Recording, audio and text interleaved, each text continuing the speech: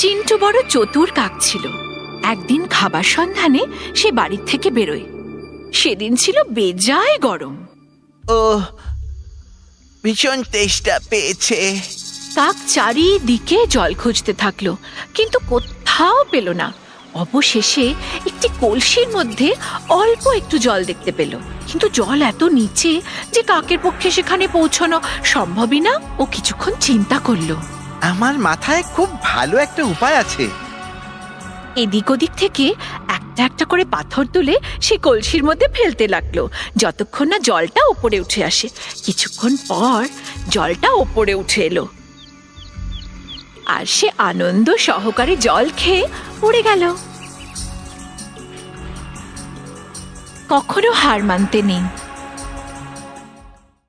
চালাক টুপিওয়ালা। একদিন এক টুপিওয়ালা একটা ছোট্ট গ্রামের মধ্যে টুপি বিক্রি করছিল। বিক্রি করতে করতে সে বড় ক্লান্ত হয়ে গেল। তখন তার মালপত্র নামিয়ে একটা বটগাছের তলায় শুয়ে পড়ল। ঘুমন্ত টুপিওয়ালাকে দেখে গাছ থেকে বাঁদররা সব নিচে নেমে এলো, আর তার ব্যাগ খুলে টুপিগুলো বার করে পরে নিল। যখন টুপিওয়ালার ঘুম ভাঙল, সে দেখল তার টুপিগুলো বাঁদররা পরে বসে রয়েছে। সে তখন চিৎকার করলো, ওহে, ওই টুপিগুলো আমার, দয়া করে আমায় দিয়ে দাও। বাঁদরগুলো উল্টে তার উপরেই চিৎকার করতে আরম্ভ করলো। টুপিওয়ালার মাথায় একটা বুদ্ধি খেললো। ও নিজের মাথার টুপি বার করে মাটিতে ছুঁড়ে ফেলে দিল। সেই দেখে সব বাঁদররাও তাদের মাথা থেকে টুপি খুলে নিচে ফেলে দিল। আনন্দের সহিত টুপিওয়ালা সেই সব টুপি তুলে তার ঝোলা বেঁধে নিজের পথে চলে গেল। যে কোনো বিপদ থেকে উদ্ধার করার কোনো না কোনো উপায় সব সময় থাকে। শেয়াল আর আঙুর। বাগানে বেড়াতে বেড়াতে জ্যাকি একগুচ্ছ আঙুর গাছে ঝুলে থাকতে দেখল। অমনি তার জিভে জল এসে গেল। আঙুরগুলো নিশ্চয়ই খুব মিষ্টি, আমার খেতে ইচ্ছে করছে। এই ভেবে এক লাফ দিয়ে জ্যাকি গাছের লতা ধরার চেষ্টা করলো। তার চেষ্টা বৃথা হয়ে গেল। বারবার সে চেষ্টা করতে থাকলো, তার পা ছড়ে গেল।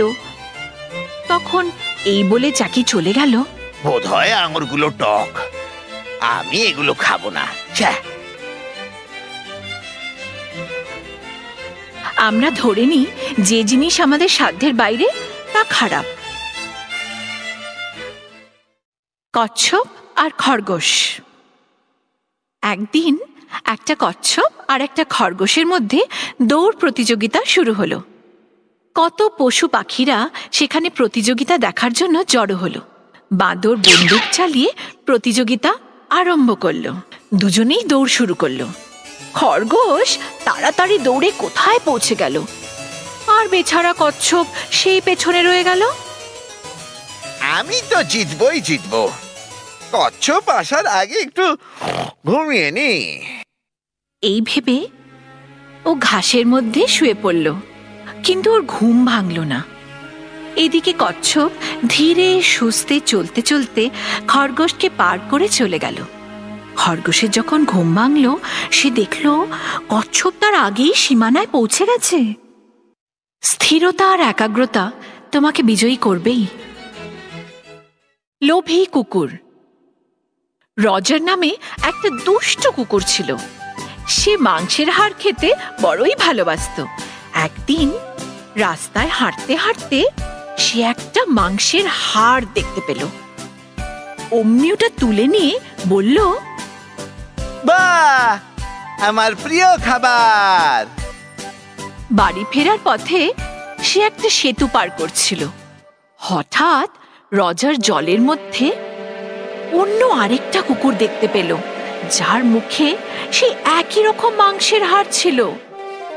লোভী রজার তখন ভাবল, ওই মাংসের হাড়টাও আমি যদি ওর কাছ থেকে কোনো রকম ভাবে নিয়ে নিতে পারতাম। ও ঠিক করলো যে চেঁচিয়ে ভয় দেখিয়ে ওই অন্য কুকুরটা থেকে মাংসের হাড়টা ছিনিয়ে নেবে। অন্য কুকুরটাকে ভয় দেখানোর জন্য যেই চেঁচাতে আরম্ভ করলো, আসলে অন্য কুকুরটা তো তার নিজেরই প্রতিচ্ছবি। মাংসের হাড়টা অমনি তার মুখ থেকে খুলে পড়ে গেল আর জলের মধ্যে ভেসে চলে গেল। নিজের কাছে যা আছে তাতেই সন্তুষ্ট থাকো। ইঁদুর আর সিংহ। ছোট্ট ইঁদুর মিকি লম্পঝম্প করে এদিক ওদিক খেলে বেড়াচ্ছিল। নিজের ভার না সামলাতে পেরে ও গিয়ে ঘুমন্ত সিংহের ওপর পড়ল।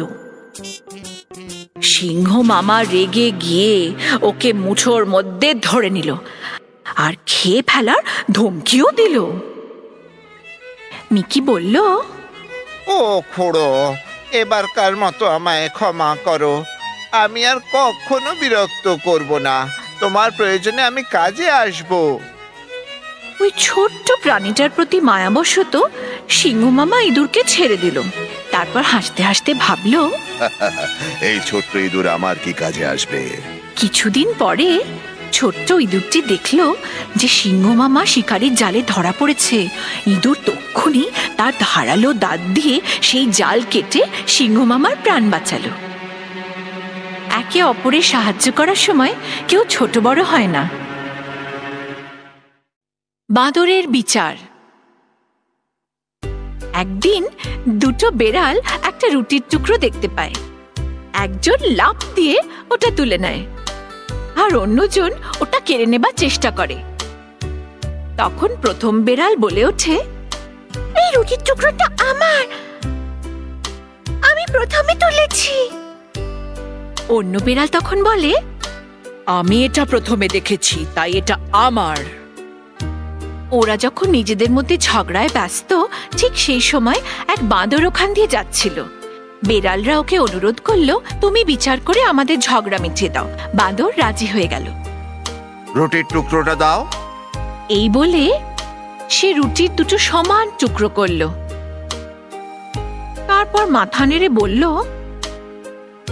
টুকরো দুটো সমান নয়, একটা বড় অন্যটা ছোট। এই বলে বড় রুটির টুকরো থেকে সে একটুখানি খেয়ে ফেলল। তাও কিন্তু সমান ভাগ হলো না। এবার সে অন্য ভাগ থেকে একটুখানি খেলো। এইভাবে খেতে খেতে দুটো ছোট্ট টুকরো বেঁচে রইল। তখন সে বলল, এই ছোট্ট টুকরো কিভাবে তোমাদের মধ্যে ভাগ করি? আর অবশিষ্ট রুটিটা খেয়ে নিল। বেচারা বেড়ালরা তখন বুঝতে পারল যে যখন দুজন লড়াই করে তখন তৃতীয় জনই লাভবান হয়। দুজনে ঝগড়া, তৃতীয় জনের লাভ। কাক ও শেয়াল। এক ক্ষুধার্ত খ্যাঁক শিয়াল খাবারের সন্ধানে এখানে ওখানে ঘুরে বেড়াচ্ছিল। একটা কাক রুটির টুকরো মুখে করে গাছের ডালে বসেছিল। শিয়াল বাবাজি ওই রুটির টুকরোটা যেভাবে হোক খেতে চাইছিল। মাথায় একটা বুদ্ধি খেললো। সে তখন কাককে দেখে বলল, কাক, তুমি দেখতে খুব সুন্দর, আমাকে কি একটা গান শোনাবে? আমি জানি তোমার গলা খুব মিষ্টি। কাক বেজায় খুশি আর তক্ষুনি গান গাইতে শুরু করলো। যেই মুখটা খুললো অমনি রুটির টুকরোটা পড়ে গেল। শিয়াল ওই রুটিটা খেয়ে অমনি ওখান থেকে পগার পার। দম্ভই পতনের কারণ। চতুর গাধা। একদিন এক ক্ষুধার্ত সিংহ নদীতে জল খেতে গেছিল। সে দেখল যে নদীর অন্য পারে একটা গাধাও জল খাচ্ছে।